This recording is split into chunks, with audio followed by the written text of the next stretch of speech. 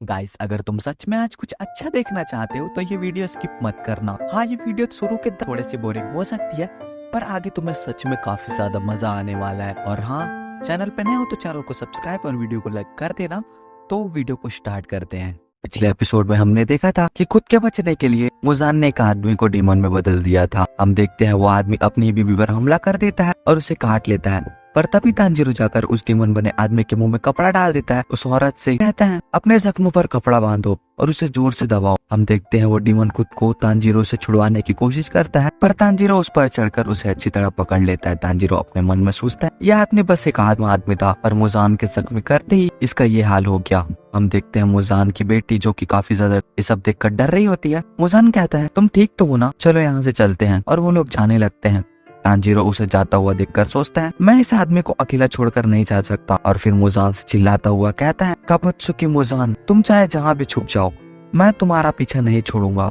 भले ही तुम पाताल क्यों ना चले जाओ, मैं वहाँ भी तुम्हें ढूंढ लूंगा और तुम्हारी गर्दन तो वहीं काटूंगा। और फिर हम देखते हैं वहाँ पर कुछ गार्ड्स आ जाते हैं जो कि काफी ज्यादा भीड़ को देखकर हैरान होते हैं, और वो कहते हैं इतनी भीड़ क्यों लगाई है। फिर वो लोग तांजीरो को देखते हैं और उससे कहते हैं ओ लड़के, उस आदमी पर से हट जाओ। तांजीरो उन्हें समझाने की कोशिश करता है कि उन्हें और भी लोगों की मदद की जरूरत पड़ेगी और मेरे अलावा इस आदमी को कोई नहीं संभाल पाएगा, पर वो गार्ड्स नहीं मानते और उसे उस आदमी पर से अलग करने की कोशिश करते हैं। पर तांजीरो उस पर से नहीं हटता। वहाँ पर काफी ज्यादा भीड़ हो जाती है और ऑफिसर तांजीरो को पागल समझ के उसे मारने के लिए अपना डंडा उठाने लगते हैं, और वो उसे मारने ही वाले होते हैं। तभी वहाँ चारों तरफ फूल ही फूल छा जाते हैं। हम देखते हैं ये सब एक लड़की कर रही होती है अपने खून की मदद से। तांजीरो सोचता है आखिर ये कैसी महक है, और सोचता है अगर ये कोई हमला हुआ तो मैं बुरी तरह फंस गया हूँ। फिर वो नोटिस करता है कि ये महक तेजी से उसके तरफ आगे बढ़ती जा रही है, और हम देखते हैं उस लड़की को जो कि चलकर आ रही होती है तांजीरो की तरफ। और फिर हमें उस लड़की का चेहरा दिखाया जाता है और इसके साथ एक लड़का भी होता है। वो लड़की कहती है मैं देख रही हूँ तुम इस डीमन को इंसान कहकर बुला रहे हो, तुम इसकी मदद भी करना चाहते हो, इसलिए मैं इस काम को तुम्हारी मदद कर सकती हूँ। तांजीरो उस लड़की से पूछता है आप ऐसा क्यों कर रही है और आप कौन है, आपकी महक तो डीमन जैसी है। वो लड़की कहती है तुम सही समझ रहे हो, मैं हाफ डीमन और हाफ हीलर हूँ, और मैं भी उस दरिंदे मुजान को मारना चाहती हूँ। फिर सीन शिफ्ट होता है, हमें मुजान और उसकी फैमिली को दिखाया जाता है। मुजान की बेटी मुजान से कहती है पापा आप हमारे साथ नहीं आओगे।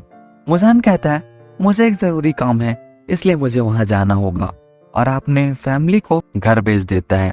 फिर वो एक सुनसान गली पर जाने लगता है, पर तभी वहां एक नशेड़ी आकर उससे टकरा जाता है। वो नशेड़ी मुजान को देखकर कहता है तू कौन है बे, पर मुजान उस आदमी से बहस ना करता हुआ उससे माफी मांगकर वहां से जाने लगता है। पर वो आदमी मुजान को रोककर उससे बहस करता हुआ कहता है, मुजान उससे कहता है माफ करना मैं जरा जल्दी में हूँ। पर वो आदमी मुजान के कपड़ों को देखकर उससे कहता है लगता है तुम किसी बड़े घर से हो, और चेहरा तो देखो, ऐसा लगता है जैसे अभी गिरकर मर जाएगा।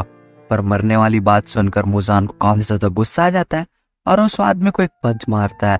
फिर वो आदमी दीवार से टकरा जाता है और वहीं पर मर जाता है। फिर उस आदमी का भाई वहां पर आता है और एक लड़की भी आती है जो लड़के की वाइफ है। वो आदमी अपने भाई को इस हालत में देखकर काफी ज्यादा गुस्सा हो जाता है और मुजान से भिड़ने की कोशिश करता है, पर मुजान उसको भी मार देता है।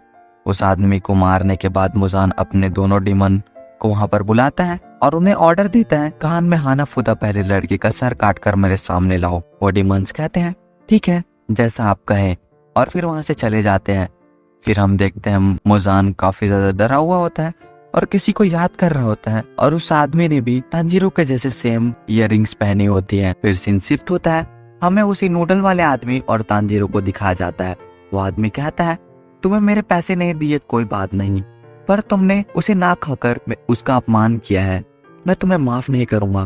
तांजीरो उस आदमी से माफी मांगते हुए कहता है और अभी मुझे और भी उदू नूडल्स चाहिए थे। वो आदमी तांजीरो से पूछता है इस बार तुम पक्का खाओगे ना।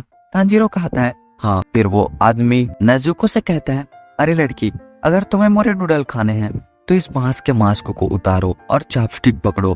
पर तभी तांजीरो बात को संभालता हुआ कहता है आप बस जाकर नूडल बनाइए, अब मुझे 2 प्लेट खाने हैं। फिर वो आदमी तांजीरो को नूडल देता है और तांजीरो काफी जल्दी उन्हें खत्म कर देता है और उन्हें खाकर कहता है नूडल्स काफी ज्यादा टेस्टी थे, खाना पसंद आया। और उस ऑफ कॉर्नर ये जानकर काफी खुश होता है कि तांजीरो को खाना पसंद आया। और फिर तांजीरो और नेजुको वहां से जाने लगते हैं। तांजीरो नेजुको को अकेला छोड़कर जाने के लिए माफी मांगता है और तभी हमें उसी लड़के को दिखाया जाता है जो कि उस लड़की के साथ था। तांजीरो उस लड़के को देखता है।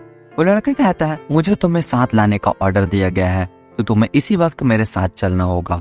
तांजीरो कहता है, मैं महक से अपनी रास्ता खुद ढूंढ सकता हूँ। वो लड़का बताता है, उस जगह तक जाने के लिए तुम्हें मंत्रों की जरूरत होगी, क्या तुम फिर भी उसे ढूंढ लोगे?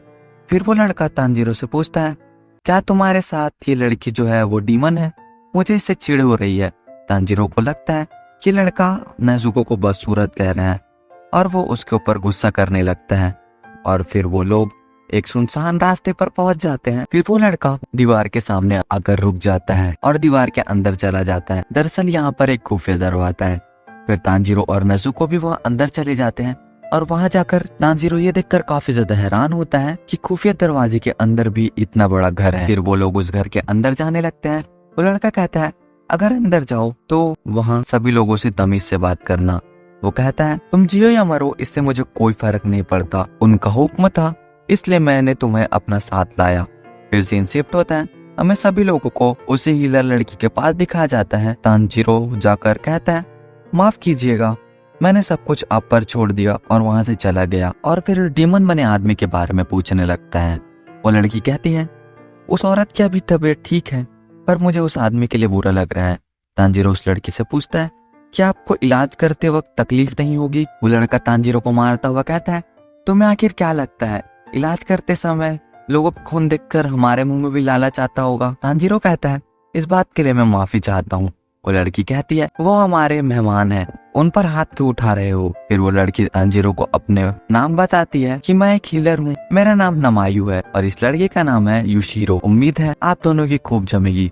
पर तांजीरो युशिरो को गुस्से में देखकर सोचता है, ऐसा लगता तो नहीं। नमायु कहती है, मुझे इलाज करने में कोई तकलीफ नहीं होती, आम डीमन के मुकाबले मैं खुद को काबू में रख सकती हूँ क्योंकि इस दौरान मैंने अपने शरीर में काफी ज्यादा चेंजेस किए हैं और अब मैं मुजान के कर्ज से भी आजाद हो चुकी हूँ। फिर वो तांजीरो को अपने साथ बुलाती है और हम देखते हैं नेजुको वहीं पर लेट जाती है। तांजीरो उसे ऐसा करने के लिए मना करता है।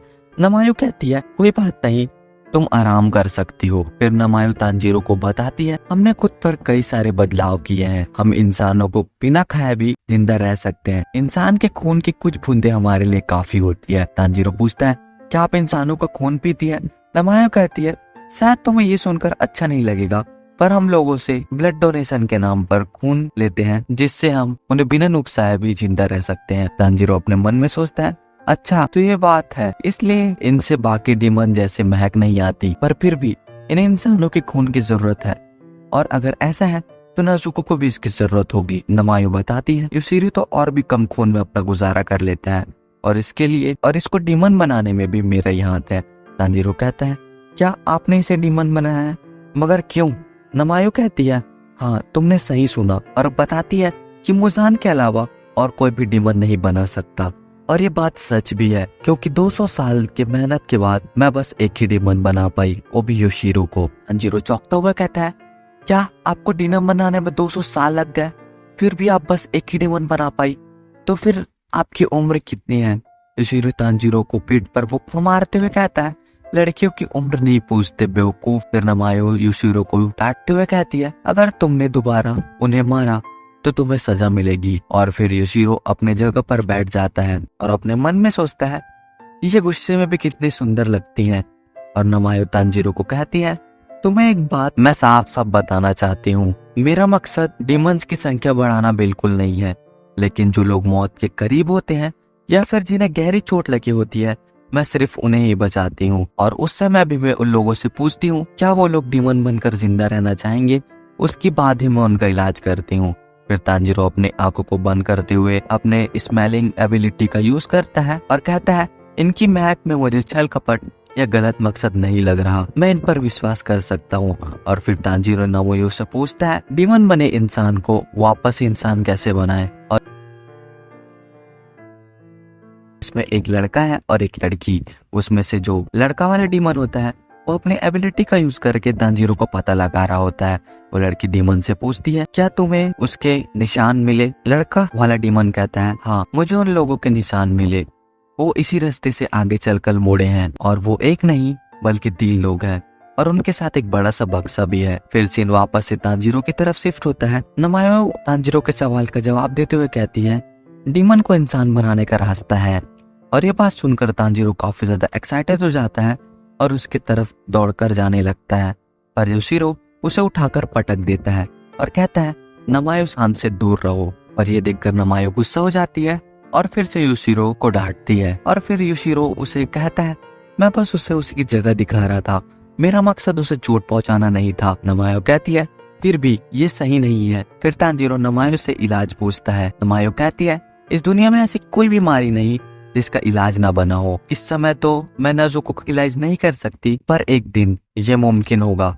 लेकिन हमारी कोशिश यही होगी कि हम किसी न किसी तरह इसका इलाज कर पाएं, पर उसके लिए तुम्हारी मदद चाहिए, क्योंकि इसके बिना तुम्हारी बहन का इलाज करना मुश्किल होगा। क्योंकि दवाई बनाने के लिए जरूरी होता है कि हम तरह तरह के डीमंस की खून की जांच करें, और उसके लिए हमें तुम्हारी 2 चीजों में मदद चाहिए। पहला ये कि हमें तुम्हारी बहन के खून की जांच की मंजूरी चाहिए, और दूसरी ये कि तुम उन लोगों को मारो जिनको मुजान ने डीमन बनाया है और उनके खून हमें ला कर दो। फिर तांजीरो अपनी बहन के खून की जांच के लिए मंजूरी दे देता है और तभी वहाँ वो दोनों डीमन भी पहुंच जाते हैं और फिर उन पर हमला कर देते हैं अपने बॉल वाले किसी गैजेट की मदद से, और उस घर में पूरी तरह तोड़ फोड़ कर देते हैं। योशिरो नमायो को कवर करता है और तांजीरो अपनी बहन को। और फिर यह एपिसोड यहीं पर खत्म हो जाता है। तो अगर वीडियो पसंद आए तो चैनल को सब्सक्राइब और वीडियो को लाइक कर देना और बेल आइकन ऑल पर सेट कर देना। तो मिलते हैं नेक्स्ट वीडियो में, तब तक के लिए bye bye, take care, Tata.